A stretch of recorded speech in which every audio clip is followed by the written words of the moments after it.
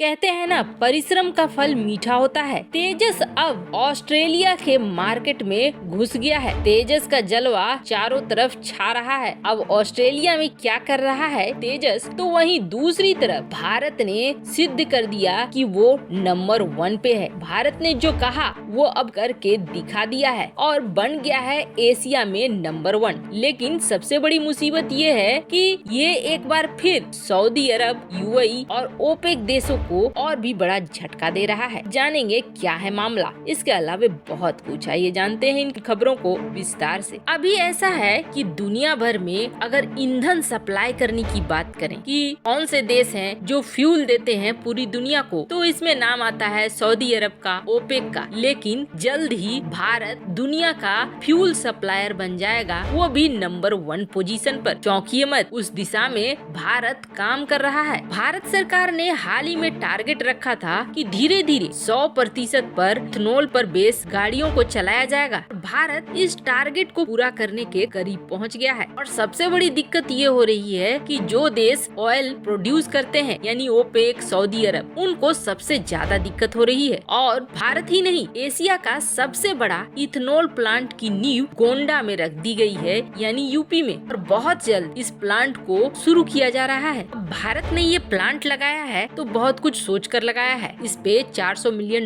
लगाए हैं। तो इसके पीछे वजह ये है कि भारत 20% अपना फ्यूल इंपोर्ट कम करना चाहता है। 20% एक बड़ी संख्या होती है। अब क्या है ये सब कुछ, तो इसे समझिए। पेट्रोल में जनरली 5% इथेनॉल लगाया जाता है और अब भारत सरकार ने ये टारगेट किया कि 5% नहीं बल्कि 20% इथेनॉल मिलाते हैं। वो टारगेट भारत ने अचीव कर लिया है, जिसे कहा जाता है E2 पेट्रोल। और अब भारत ये चाह रहा है कि 5% नहीं बल्कि 100% इथेनॉल पर चले हमारी गाड़ियाँ। वैसे 2025 से जो E20 यानी 20% इथेनॉल पर आधारित पेट्रोल को जरूरत होगी नए इंजन की, और जिस पर भारत काम भी कर रहा है। तो ऐसे में भारत को अपनी प्रोडक्शन और भी ज्यादा बढ़ानी होगी और ये प्लांट E20 गाड़ियों के लिए बड़ी संख्या में ईंधन मुहैया कराने में बड़ी भूमिका निभाने वाली है। अब E20 गाड़ियों के आने के बाद जो भारत खरीदा है तेल दुनिया भर के देशों से, वो 20% कम हो जाएगा। ये 20% पैसा जाएगा भारतीय किसानों को और भारतीय फ्यूल प्रोड्यूसर को। लेकिन एक समस्या ये है कि जो E20 गाड़ियां नहीं है उन पर मेंटेनेंस का खर्चा जरूर बढ़ जाएगा। भारत नंबर 1 कैसे बन रहा है वो समझिए। वैसे तो अभी अगर आप लिस्ट निकालेंगे तो भारत इथेनॉल प्रोडक्शन में आपको नहीं दिखेगा 1 से 12 की रैंक में। लेकिन भारत वो देश है जहाँ गन्ने का उत्पादन बहुत बड़ी संख्या में होता है। भारत लगातार सब्सिडी दिए जा रहा है अपने गन्ने किसानों का, जिसका सबसे बड़ा असर ये दिख रहा है कि इथेनॉल का प्रोडक्शन बढ़ रहा है और माना जा रहा है कि जल्द ही ये और भी ज्यादा बढ़ जाएगा। अब ये बात आ रही है कि भारत न सिर्फ अपने देश में इसका इस्तेमाल करेगा बल्कि दुनिया भर में इसका सप्लाई करने में आगे रहेगा। जो देश इथेनॉल का इस्तेमाल करने लगेंगे अपनी गाड़ियों में। अब भारत सोलर एनर्जी पर काम कर रहा है, H2 पर काम कर रहा है और अब इथेनॉल पर भी काम कर रहा है। ऐसे में ये माना जा रहा है कि 2030 तक भारत बिल्कुल बदल जाएगा और भारत को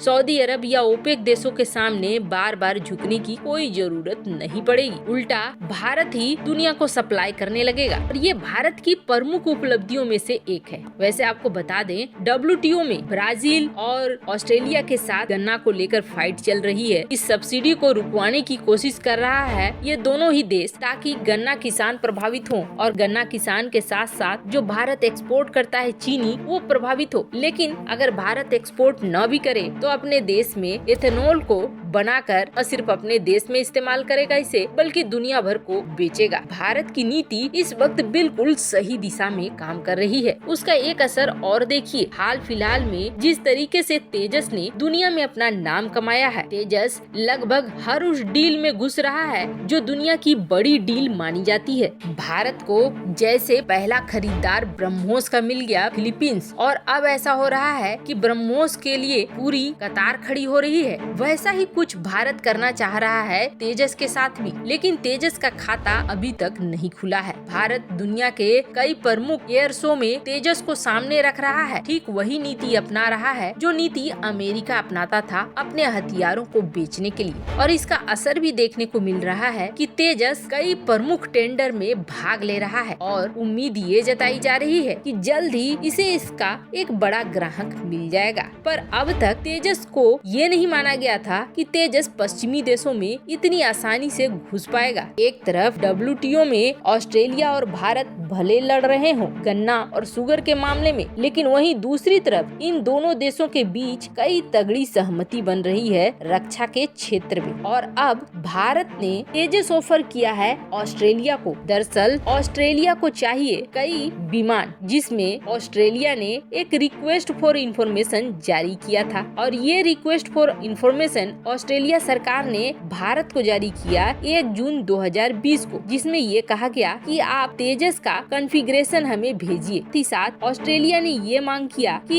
एयरक्राफ्ट का मिशन सिस्टम और पायलट ट्रेनिंग सिस्टम, जो भी क्रिटिकल रिक्वायरमेंट है, उसकी डिटेल दीजिए आप। ऑस्ट्रेलिया ने ये साफ किया कि ऑस्ट्रेलिया चाहता है उसकी जॉइंट फोर्स के लिए एक ट्रेनिंग सिस्टम भी हो और ट्रेनिंग के लिए भी तेजस का इस्तेमाल वो कर सके। जिसके बाद ये उम्मीद जताई जा रही है कि भारत तेजस को लेकर कोई बड़ी डील ऑस्ट्रेलिया के साथ कर सकता है। ऑस्ट्रेलिया ने खुद रुचि दिखलाई है तेजस के ऊपर, पर अब एक बड़ी समस्या आ गई है। समस्या ये आ गई है कि भारत लगातार कई देशों को पिच कर रहा है तेजस। ऐसे में बड़ा मायने करेगा कि किस तरीके से तेजस को टाइमली डिलीवर्ड किया जा सके। ऐसा न हो कि भारत ने सिर्फ ऑर्डर ले लिया और देने में भारत दे नहीं पा रहा है। 4 या 4.5 जनरेशन का ये एयरक्राफ्ट इस वक्त Asia, Africa, Europe, Latin America, इन देशों में बहुत ज्यादा ध्यान से देखा जा रहा है, और ये कोशिश की जा रही है कि इसकी प्राइस पर नेगोशिएशन हो। भारत सरकार ने जैसे ही 83 तेजस जेट बनाने का ऑर्डर दिया, वैसे ही इसका नाम भी बढ़ा, क्योंकि जब तक आप खुद इस्तेमाल नहीं करेंगे तब तक दुनिया के देश क्यों खरीदेंगे इसे। पर अब HAL के